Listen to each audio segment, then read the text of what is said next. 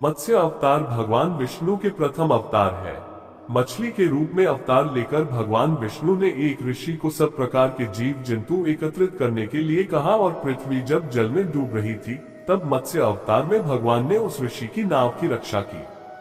इसके पश्चात ब्रह्मा ने पुनः जीवन का निर्माण किया।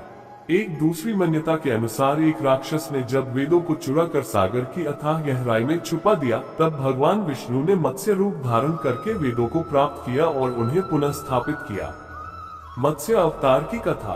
एक बार ब्रह्मा जी की असावधानी के कारण एक बहुत बड़े दैत्य ने वेदों को चुरा लिया। उस दैत्य का नाम हयग्रीव था। वेदों को चुरा लिए जाने के कारण ज्ञान लुप्त हो गया। चारों ओर अज्ञानता का अंधकार फैल गया और पाप तथा अधर्म का बोलबाला हो गया। तब भगवान विष्णु ने धर्म की रक्षा के लिए मत्स्य रूप धारण करके हयग्रीव का वध किया और वेदों की रक्षा की। भगवान ने मत्स्य का रूप किस प्रकार धारण किया, इसकी विस्मयकारिणी कथा इस प्रकार है।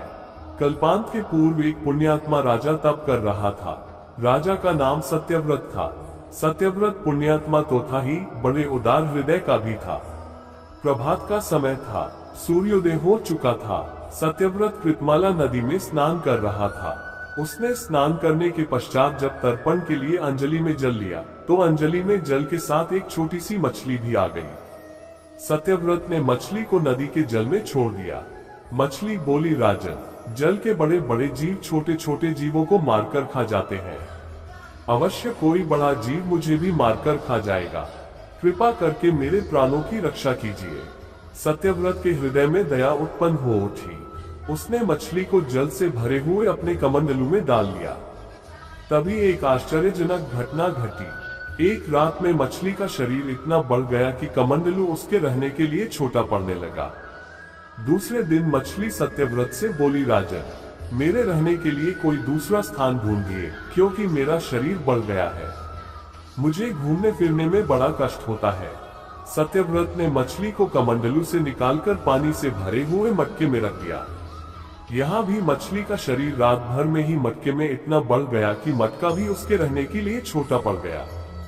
दूसरे दिन मछली पुनः सत्यव्रत से बोली, राजन, मेरे रहने के लिए कहीं और प्रबंध कीजिए, क्योंकि मटका भी मेरे रहने के लिए छोटा पड़ रहा है।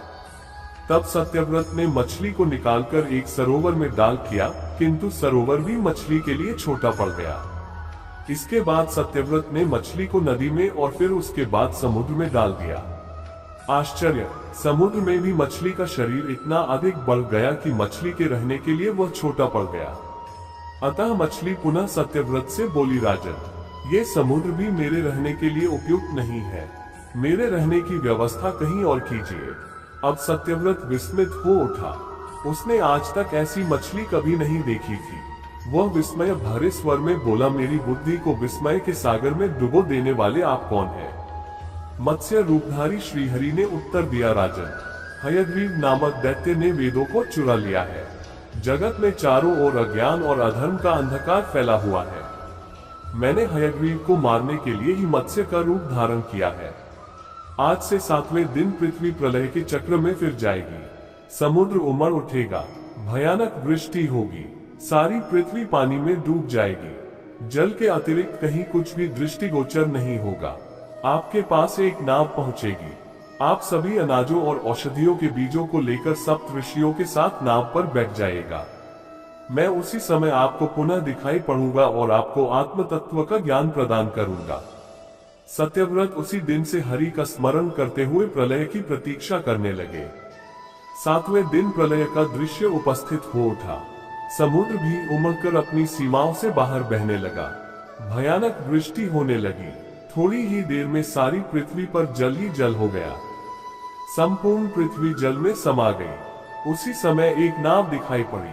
सत्यव्रत सप्त ऋषियों के साथ उस नाव पर बैठ गए। उन्होंने नाव के ऊपर संपूर्ण अनाजों और औषधियों के बीज भी भर लिए। नाव प्रलय के सागर में तैरने लगी। प्रलय के उस सागर में उस नाव के अतिरिक्त कहीं भी कुछ भी नहीं दिखाई दे रहा था। सहसा मत्स्य रूपी भगवान प्रलय के सागर में दिखाई पड़े। सत्यव्रत और सप्त ऋषिगण मत्स्य रूपी भगवान की प्रार्थना करने लगे। भगवान से आत्मज्ञान पाकर सत्यव्रत का जीवन धन्य हो उठा। वे जीते जी ही जीवन मुक्त हो गए। प्रलय का प्रकोप शांत होने पर मत्स्य रूपी भगवान ने हयग्रीव को मारकर उससे वेद छीन लिए। भगवान ने ब्रह्मा जी को पुनः वेद दे दिए। इस प्रकार भगवान ने मत्स्य रूप धारण करके वेदों का उद्धार तो किया ही, साथ ही संसार के प्राणियों का भी अमित कल्याण किया।